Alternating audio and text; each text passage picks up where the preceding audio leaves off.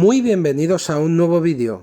Con el motivo del 50 aniversario y del estreno del Exorcista Creyente, hoy os vamos a hablar de la mítica película de 1973, El Exorcista, considerado por muchos la película más terrorífica de todos los tiempos. Eventos sin explicación que achacan a la intervención sobrenatural y otros, menos inclinados a la superchería, sugieren que son coincidencias inquietantes, pero coincidencias. Los más escépticos coinciden en que todo puede tener un obvio interés comercial, y muchos de esos hechos se exageraron. Se hilaron bajo una misma secuencia de desgracia como operación de marketing que se unía a la tremenda campaña de promoción basada en trailers que hacían a la gente marearse en las salas. Hubo algunos que se tuvieron incluso que retirar, y la explotación del caso real del niño de 14 años supuestamente poseído en el que se basó la novela. Fueran o no ciertas las operaciones de sensacionalismo, el reparto y el equipo de la película sufrieron un rodaje complicado y lleno de problemas.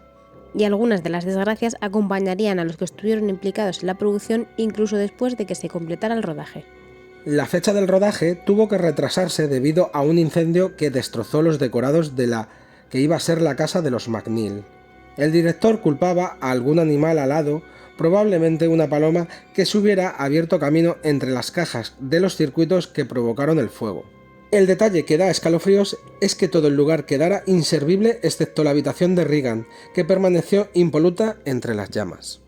Tanto Linda Blair, la famosa Regan, como la actriz que interpretaba a su madre, Ellen Burstyn, sufrieron importantes daños en sendas espaldas cuando realizaron las escenas de riesgo en la que a sus personajes se les taranceaba y se les lanzaba por la habitación. En una de las tomas, que aún permanece en el montaje final, Regan lanza a su madre contra el suelo. En ese momento, la espina dorsal de Burstyn se dañó, quedando tocada para siempre, y los gritos de la actriz en la película son reales, de puro dolor. Puede que alguno de los métodos usados durante el rodaje sumara a la percepción general de morbidez. Por una parte, los métodos de Friedkin estaban lejos de lo ortodoxo. Antes de rodar una escena, el director abofeteó de improviso al actor y sacerdote en la vida real, William O'Malley, para conseguir la expresión que quería. En otro momento, disparó con un arma real justo detrás de Jason Miller, para obtener una actuación realista del impacto y pavor del padre Carras. En cuanto a la postproducción, para la escena en la que el demonio finalmente abandona el cuerpo de Regan, se grabaron varios sonidos. Uno de ellos era el de varios cerdos chillando en el matadero. En realidad, era normal que en películas como esta, que a veces vivían rodajes de más de un año, sucedieran incidentes de todo tipo, pero en El Exorcista hubo algunas muertes. Los actores Jack McGowran y Vasily Kimeliaros murieron con la película todavía en la sala de postproducción. Al conocerse que sus personajes también morían en el film, la coincidencia era un poquito más siniestra de la cuenta.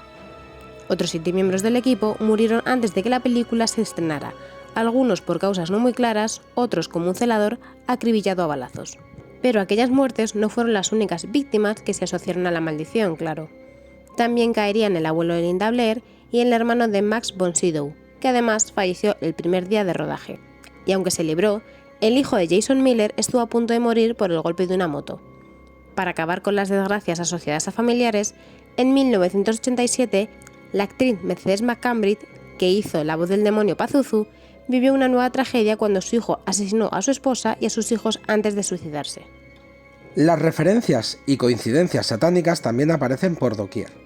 La postproducción de la película se realizó en el número 666 de la Quinta Avenida de Nueva York. La noche del estreno en Roma, el cine estaba muy cerca de una iglesia del siglo XVI con gigantescas cruces. Según entraba el público, comenzó una tremenda tormenta torrencial. Justo antes de comenzar la película, un horrendo sonido sonó en el exterior. Al salir, vieron que una de las cruces había sido arrancada por un rayo y había caído en la plaza de abajo. Por supuesto, algunos telepredicadores acusaron a la película de llevar el poder del demonio en su mismísimo celuloide. Durante los pases, la gente se desmayaba, vomitaba y somatizaban el malestar que les producía su visionado. Una mujer llegó a demandar a Warner Bros. Porque aseguraba que los mensajes subliminales la hicieron sentir tan aterrorizada que al salir del cine tropezó, rompiéndose la mandíbula. También, durante el resto de los 70, se la culpó de haber provocado una gran cantidad de suicidios de personas que no habían podido asimilar lo que veían.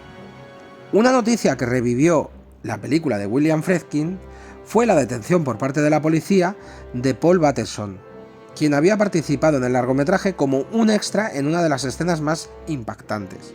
Bateson fue detenido por el asesinato del crítico de cine Addison Berrill, por lo que su arresto recordó a muchos su aparición como el radiólogo barbudo que preparaba a la protagonista Regan para una angiografía carotídea.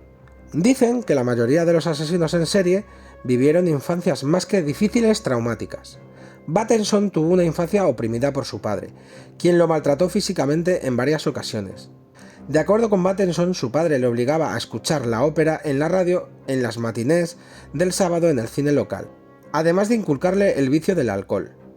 Cuando el director del Exorcista, William Friedkin, estaba planeando realizar la película, visitó el Centro Médico de Nueva York, donde Paul Bateson trabajaba. Al observar cómo se realizaban las angiografías por medio de la punción de la arteria carótida, Friedkin decidió incluir este proceso médico en su película y convenció a Bateson de participar, quien realizó la angiografía. La impresión de este proceso médico en Friedkin no era menor, pues había mucha sangre de por medio, y así Paul Bateson aparece como un extra dentro de la película. En la escena, Bateson prepara a la pequeña Regan para su angiografía y le habla con cariño, ya que había tenido varios pacientes infantiles, y procede a realizar la acción con un doctor. Una secuencia que causó conmoción en el público a pesar de no tratarse de algo terrorífico. 4 años, el 14 de septiembre de 1977, después del estreno del Exorcista, el crítico de cine de la revista Variety, Addison Berrill, fue encontrado muerto en su apartamento. 8 días después, Bateson llamó a la policía y confesó el asesinato después de indignarse con un periodista que llamó al asesino de Berrill psicópata. Según Bateson, Berrill le ofreció una cerveza, lo que sirvió como excusa para consumir drogas y más alcohol. Al llegar al apartamento del crítico, ambos tuvieron sexo, hasta el día siguiente, y el radiólogo confesó que necesitaba dinero porque incapacitó al hombre con una puñalada. Ya en prisión, Bateson confesó que había asesinado a 6 homosexuales que coincidían con la muerte de varias víctimas y por las similitudes del modus operandi. Bateson señaló que al asesinarlos a puñaladas, los desmembró en varias partes y posteriormente los embolsó para arrojarlos al río Hudson, hecho que concordó con el estado de los cuerpos y lo que confirmó las sospechas. No obstante, su abogado le recomendó no hablar más de ello y negarlo todo, por lo que Bateson alegó que estaba borracho y que no sabía nada acerca de los asesinatos. En agosto de 2003, Paul Bateson obtuvo la libertad condicional con 63 años recién cumplidos, mientras que en noviembre de 2008 se le concedió su libertad completa. Hasta hoy en día no se sabe nada sobre este hombre, aunque varios de los fiscales que trataron el caso señalan que Bateson es culpable de los asesinatos, no existen pruebas directas de su culpabilidad. Finalmente, en 1980, Al Pacino protagonizó A la caza, una película sobre estos asesinatos dirigida, a propósito, por William Friedkin, el mismo director del Exorcista. El resto de películas de la saga tuvieron rodajes más tranquilos, y la maldición no pareció llegar a sus artífices. Sin embargo, John Boorman contrajo una enfermedad que le dejó un mes en la cama en medio del rodaje de la segunda parte. La tercera entrega obsesionaba de tal forma al asesino caníbal Jeffrey Dahmer que la veía una y otra vez, según confesó a la policía. A John Frankenheimer le ofrecieron rodar una precuela, y se negó rotundamente. Tan solo un mes después moría de un derrame cerebral. Pues hasta aquí el vídeo de hoy. Recordad que si os ha gustado, suscribiros, darle al like, compartir y muy pero que muy importante, darle a la campanita. Y por si no lo sabéis, nos podéis seguir en Instagram buscándonos como Mucho Más que Cine. Nos vemos en el próximo vídeo. ¡Hasta luego! Adiós.